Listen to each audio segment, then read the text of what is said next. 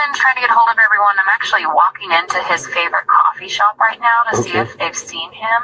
So I work with Mr. McCasland on the Kirtland Partnership. He's a board member. He's a retired general with Air Force Research Lab. Okay. And we had dinner Thursday evening at Cervantes off of Gibson. Okay. At 6 o'clock with Space Force. And what I noticed, I was shocked this morning when I saw the alert, because what I noticed Thursday evening is he wasn't his usual self. He was kind of spacey and quiet. And you know, that happens with people, so I didn't put anything with it. Right.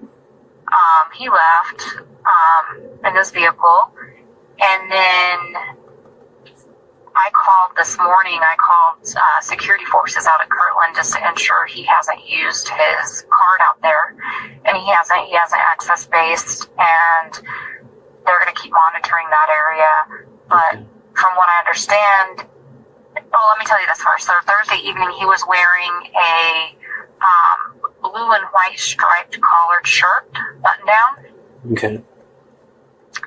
And he was wearing a little name tag, his KPC name tag. And so, from what I understand, is he left the house, his wife didn't take anything, was on the running trail, and he was last seen at 11 o'clock yesterday. Right. Does he carry like a security clearance or anything like that? He has a very classified security clearance. He was the head of Air Force Research Lab.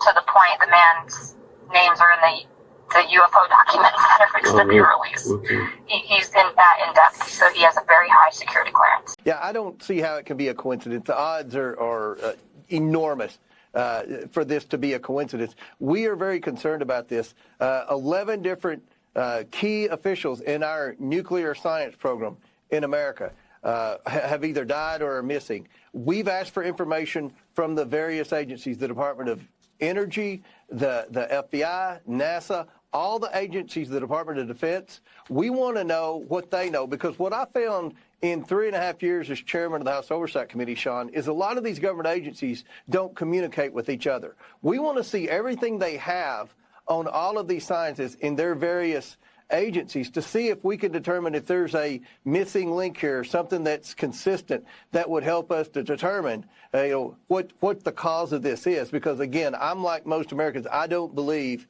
that this is just a coincidence. The FBI probing space scientists either dead or missing, and at this hour, the toll has risen to 16. Good evening. I'm Nancy Grace. This is Crime Stories. I want to thank you for being with us. A NASA nuclear engineer burned beyond recognition. He left his wallet behind, he left his phone behind, and then he drove his Tesla to the Huntsville airport, and then randomly, for no reason that we can figure out, crashed his Tesla directly into a guardrail, and the body inside of it was unrecognizable. Tonight, the toll rising to 16. 16 space scientists either dead or missing.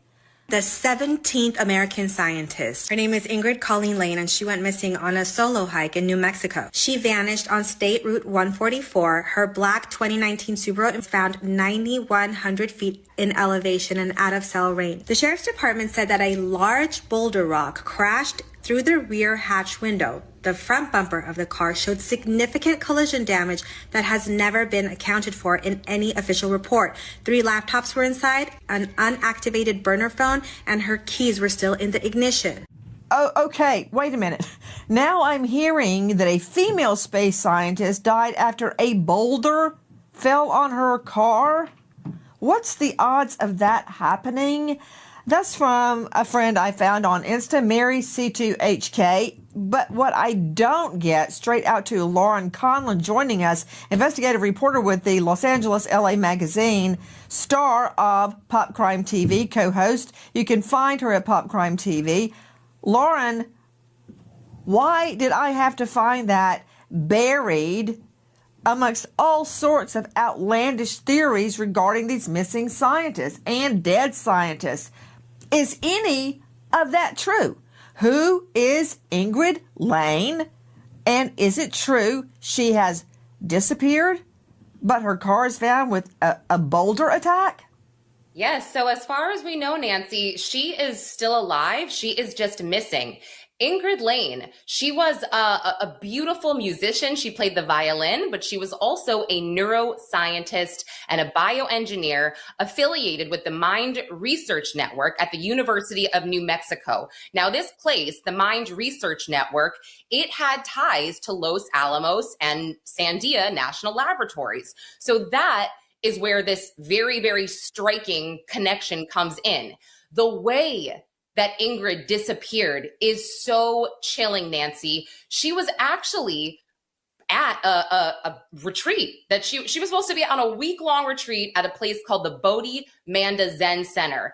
And according to reports and friends and family, she was very familiar with this place. She had been going there, I guess, on and off for about 10 years. It was about an hour from where she lived in the Albuquerque area. So she's there for one day. The very next day, she tells people that she's going for a drive. She's got to go back to Albuquerque. She's got to go back to Los Alamos. She wants to hike over there and she'll be back later. Now, this struck a few people as odd because it's like you're going on a Zen retreat, but now you want to drive a bunch of hours, even though you're supposed to be meditating. Now, here's where it gets a little weird. So she's driving along State Route 144 near the San Antonio Mountain and the Valles Caledra National Preserve. She is going up and up and up to the top of this mountain. Now, two people find her because she is having car trouble. And they ask her, do you need some help? And she says, I'm fine.